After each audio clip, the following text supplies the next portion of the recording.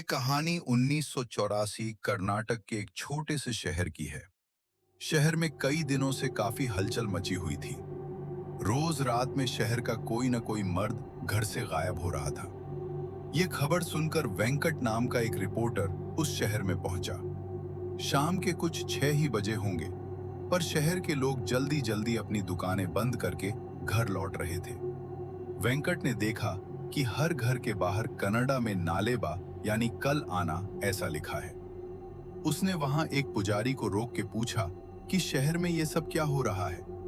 उस पुजारी ने उसे बताया कि शहर में एक लाल साड़ी वाली चुड़ैल घूम रही है। वो रोज रात में घर घर जाके जोर से दरवाजा खटखटाती और घर के अंदर जो भी मर्द है उसका नाम पुकारती है। कोई भी आदमी उसकी आवाज को नजरअंदाज नहीं कर पाता और दरवाजा खोल देता है। कहते हैं वो चुड़ैल उसे अपने वश में करके कहीं दूर ले जाती है और मार देती है। इसीलिए शहर के लोगों ने उससे बचने के लिए घर के बाहर नालेबा लिखना शुरू किया, जिसे पढ़ के वो आज नहीं बल्कि कल आए और यही सिलसिला जारी रहे। इतना कहकर वो पुजारी जल्दी जल्दी अपने घर के रास्ते चला गया। वेंकट को कल के अखबार के लिए अच्छी कहानी तो मिल गई, पर कुछ ही दूर जाते ही उसका स्कूटर पंक्चर हो गया। अंधेरा हो चुका था और सब लोग अपने घर के अंदर जा चुके थे। अचानक से वेंकट को लगा कि उसके आसपास कोई है, तो वो स्कूटर लिए तेजी से आगे चलने लगा। किसी ने बहुत ही मधुर आवाज में उसका नाम पुकारा, वेंकट।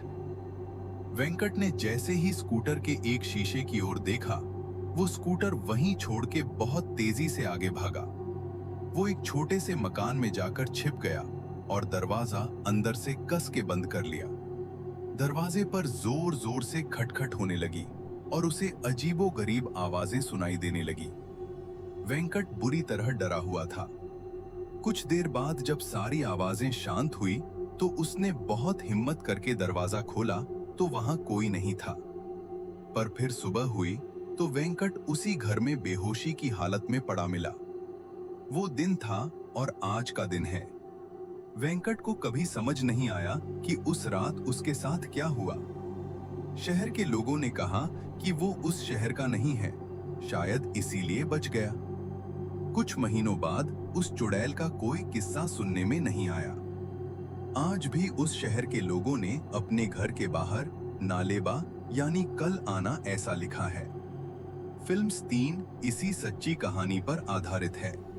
सब्सक्राइब करिए और सुनिए हर मंडे एक ऐसी ही सच्ची हॉरर स्टोरी।